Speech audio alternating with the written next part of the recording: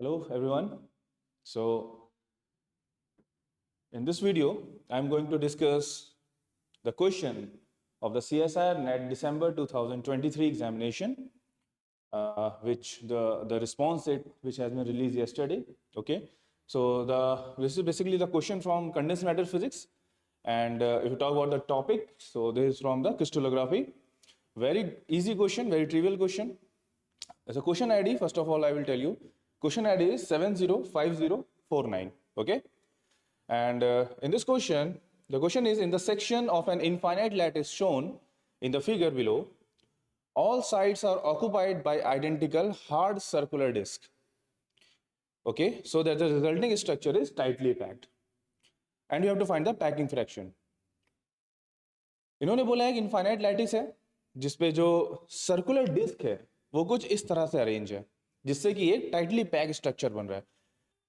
This is a question, the figure given in the question, and I have taken a one section, one unit cell, okay, and this is basically a one unit cell, और उसको भी मैंने hard circular space से कुछ इस तरह से बना के दिखाया. तो एक्चुअल फिगर ये है हमारा. Okay, this is the actual figure, and in this question we have to find the packing fraction.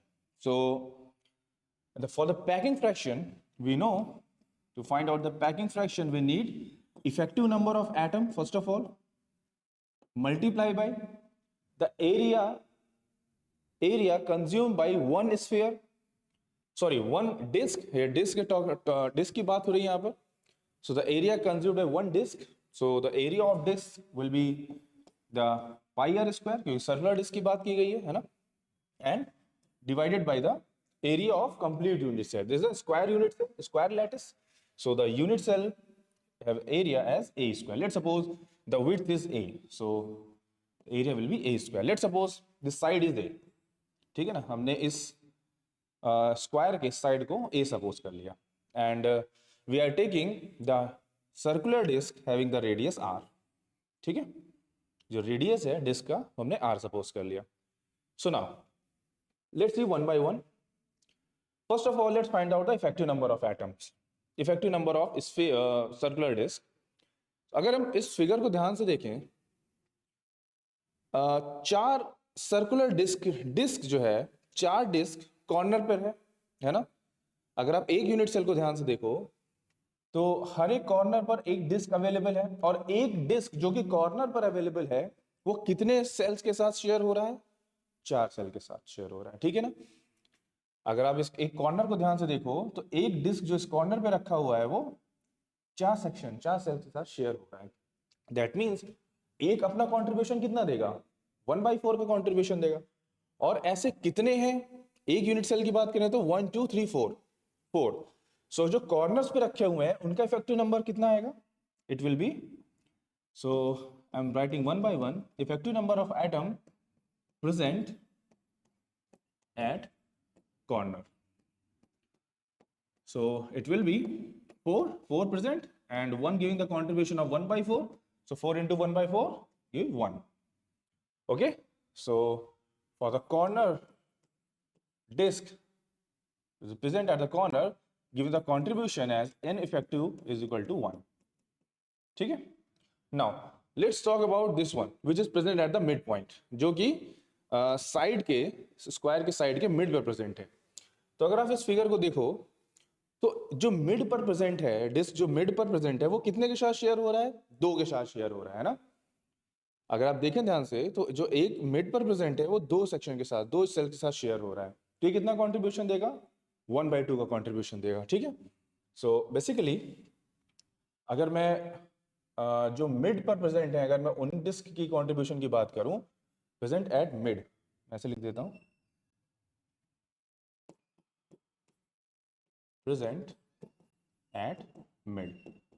ठीक है. इनका इफेक्टिव नंबर ऑफ एटम कितना आएगा?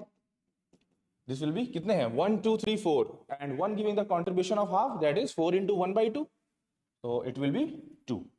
ठीक है. So total effective number of atoms कितने हैं? 3. अगर हम एक यूनिट सेल की बात करें तो उसमें जो इफेक्टिव नंबर ऑफ एटम्स जो कि यहां पर सर्कुलर डिस्क से बोला गया है कितने हैं? 3 हैं. चलो, इफेक्टिव नंबर ऑफ डिस्क या एटम की हमें वैल्यू मिल गई, दैट इज 3. ठीक है. अब हमारा काम है आइदर ए को आर में कन्वर्ट करना या आर को ए में कन्वर्ट करना। वो कैसे होगा? वो यहां से होगा। देखिए, the side is A, I am taking the side is A and the radius of this disc is R. So अगर मैं बात करूं, ये मिड पर प्रेजेंट है, ये डिस्टेंस कितनी हो जाएगी? This distance will be A by to, है ना? ये डिस्टेंस यहां से आके ए बाई टू हो जाएगी। ये डिस्टेंस है, ये डिस्टेंस ए बाई टू। हमें देखना है nearest neighbour at. Nearest neighbour disk जो प्रेजेंट है, किसी एक को भी रेफरेंस कंसीडर करके उसका नियरेस्ट नेबर देखना है हमें। सो मैं मान लेता हूं, मैं इस वाले डिस्क को जो कि यहां पर प्रेजेंट है, मैं इसको नियरेस्ट नेबर कंसीडर कर लेता हूं। सॉरी, मैं इसको रेफरेंस कंसीडर कर लेता हूं। तो इसका नियरेस्ट नेबर कौन सा होगा? ये वाला होगा या ये वाला होगा, ये इस साइड पे भी होंगे, basically A by two distance पर होंगे, है ना? So can we write A by two distance and that will be equal to how much? ये ए बाई टू किसके इक्वल होगा? क्या ये इसके इक्वल होगा? R plus R, that is R plus R is equal to how much? A by two. That means what's the value of r from here? Value of r is equals to a by 4, है ना? Value of r comes out a by 4. ठीक है? So now just put the value of r here in terms of a and put the value of effective number of atoms. So finally our packing fraction becomes 3 multiplied by pi and value of r is a by 4. A by 4, that means a square by 16 into a square, right?